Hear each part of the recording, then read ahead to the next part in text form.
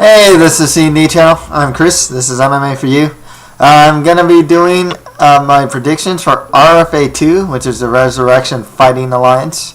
Yvel versus Alexander, which is going to happen on March 30th, and it streams on ShareDog. Doing this as a favor for my buddy Rick1982. So yeah, but the card's good, and there's some noticeable names on this card too. The other disclaimer though, there's a lot of guys I don't know anything about or know very little about, so a lot of these fights are going to be pick'em fights. I just want to get that clear right away. Also, I'm not going to do every fight. There's a lot of fights with guys with zeros, having like their first pro MMA bout or like amateur bouts. So I'm not going to do any of those predictions for any of those fights. So yeah, let's get right to it. Houston Alexander is going to fight Gilbert Yvel. Very, very cool that Gilbert Yvel was able to cut to 205. I always thought he was a pretty big heavyweight, as it is.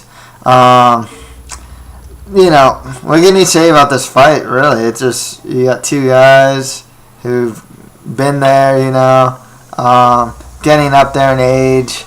Kind of one-dimensional strikers in a way, but, always look for the knockout, I like Houston Alexander's knees. He actually has some good leg kicks, his hands, he has heavy hands. I was kind of the same way. I don't really know how else to say it,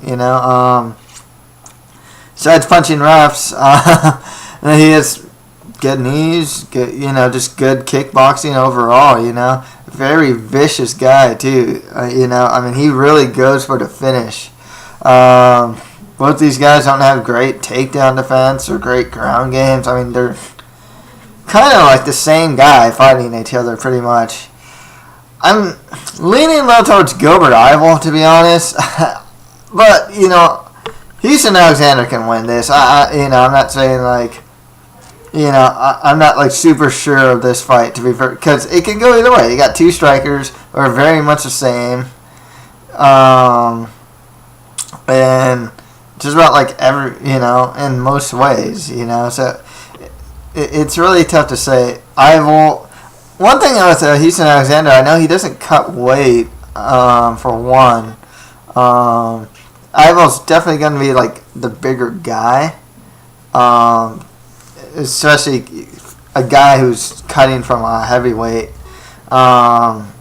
Technique wise, I like Houston Alexander's technique, I guess, a little better.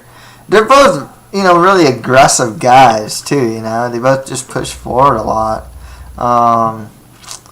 They're the same guy. I'm just gonna, coin flip here. Gilbert Yvel, really.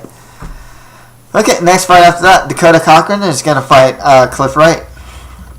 Of course, Dakota Cochrane's known for, The Ultimate Fighter and some other stuff. He's also really well known for having that win over Jamie Varner. With Cliff Wright, he has a 4-2 record, whereas Dakota has 11-2 record. The only fight I haven't seen much Cliff Wright, so I can't say much about him, to be perfectly honest with you. All 4 of his wins though are by submission. So if he gets it in the fight, but Dakota also has 5 wins by sub. So that's the thing. I like Dakota. I like his stand-up against Varner. I really liked his push kick. He utilized that really well. He utilized some pretty good movement against Varner as well. And so I'm going to go with Dakota Cochrane to win this one. Okay, we got former UFC champion Maurice Smith versus Jorge Cordoba. I don't know anything about Jorge Cordoba. Maurice Smith's 50, he last fought June 2008, lost to Yoshida. Former UFC champion, he had strong kickboxing. He beat, everyone knows he beat Coleman. He managed to keep the fight standing, It's tough for me to say. I just don't know anything about Cordoba. Just the age alone would make me want to pick against Smith, but this one's kind of going to nostalgia here, to be honest. So I'm definitely gonna go with a little more bias here. Maurice Smith to win this one. Okay, next right after that we have Kelly Warren versus Tara LaRosa. One thing I don't like about Kelly Warren right now, she's coming off a 2-fight losing streak, and she only has 5 fights, whereas Tara LaRosa has 22. I do like that Warren trains at Jackson's MMA, but if I like someone like LaRosa who's fought like everyone, and she has a really good, really strong like grappling, LaRosa does, and her stand-up's just like, it's really rugged, It does concern me. The last time LaRosa fought was against Karina Dam in March of 2011. So it'll have been a year since she fought. She is considered one of the top female fighters in the world. Got to go with more experience here. Got to go with Tara LaRosa to win this one. Okay, next fight after that, Justin Frazier fights Derek Lewis. Justin Frazier, he's 5-0, undefeated. All of his wins have been within the first round. 4 KOs or TKOs and 1 sub. That's very promising. Derek Lewis is actually a good fighter. Remember, I did see his fight against Tony Johnson Jr. He lost to him. And his only other loss is to Sean Jordan. So those are respectable losses. Those are some 2 solid heavyweights. He's coming off a 2-fight winning streak. So this one's actually pretty tough for me to call, because Derek Lewis, he's a good fighter. He's a good heavyweight. But so is Justin Frazier, too. This one, like I said, it's really hard for me to call. I'll go with Justin Frazier. I like,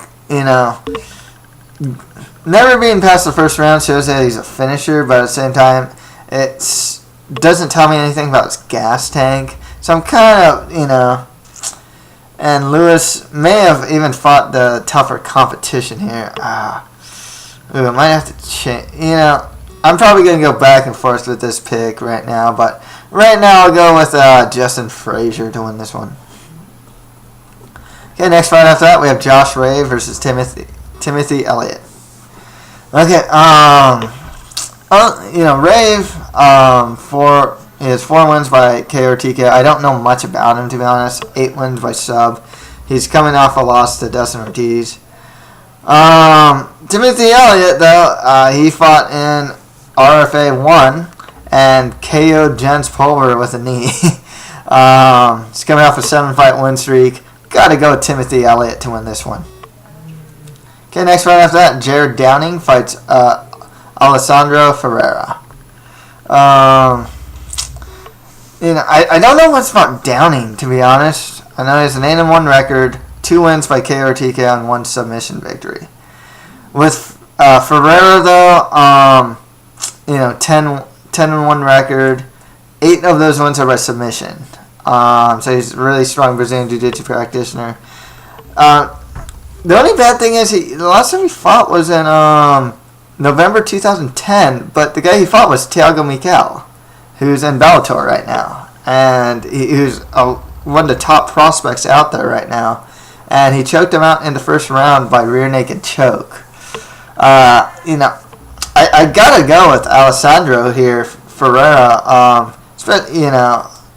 especially if he can take this fight to the ground. So yeah, I'll go with Ferreira to win this one. Okay, next fight after that, Laramie Schaefer fights Aaron Eli. The only time I saw Schaefer was when he got flying knee KO, or is it head kicked or flying knee KO'd? So I can't really speak well for Schaefer, to be honest, like that. To be honest with you, he is coming off a 2-fight winning streak though. Aaron Eli though, 3-0 undefeated. I want to say he fought in Bellator actually, if I'm not mistaken. He's only 23, never been past the first round. All of his wins are by submission, and all of them are chokes, different types too. I think 1 guillotine, I think a rear naked, and a triangle, if I'm not mistaken. Go with Aaron Ellie to win this one. Okay, next fight after that, we have Ashley Sanchez versus Elaina Maxwell. With Ashley Sanchez, she's only 26 years old. Come off a 2-fight win streak, and she does have a notable win over Erin Tohill. That works really well for her. Elaina Maxwell, she's the one. I think she may have been like one of the first. I think she's the person that fought Gina Carano in Elite XC. I think it may have been her first fight in Elite XC. I'm not too sure. I have to check on that now. She's very experienced. She's 33 years old, but she has wins over like Alexis Davis, who fights in Strikeforce, and Shayna Nelson. She's also fought Miesha Tate and Gina Carano, of course, and Shayna Baszler. So she definitely has a lot of fights with some pretty big name opponents, actually. And because of that, and having a little more experience, I'll go with Elaina Maxwell to win this one. Okay, next fight after that, Tyler Shin fights Cody Land. I don't know much about Tyler Shin. Just know he's 2-0, undefeated. He has 1 submission victory and 1 decision victory. Cody Land, I saw him fight once. That was in his loss in Titan FC to Anthony Gutierrez. No shame in losing to Anthony Gutierrez, though, because that guy's a pretty hot prospect. But his goal with Cody Land is out of 5 wins, 5 of them are by submission. But 4 of them are by armbar. I'll go with Cody Land to win this one. Okay, next fight after that, Jordan Johnson fights Aaron Darrow. Yeah. Don't know anything about these guys. Kind of a pick 'em fight for me. Jordan Johnson, 5-0 record, 5-1 record, 3 wins by sub, 2 wins by decision. With Darrow, he does have a notable win over Rich Clemente. They call him like Big Daddy Long Legs or something like that. He beat Clemente by triangle choke, and he's beat Joe Wilk. 11-3 record, 7 wins by sub, 3 wins by KO or TKO, so he's only made the decision once.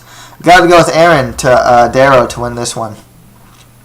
And finally, Angelo Antuna fights Chad Obermiller. Don't know anything about these guys, to be perfectly honest with you.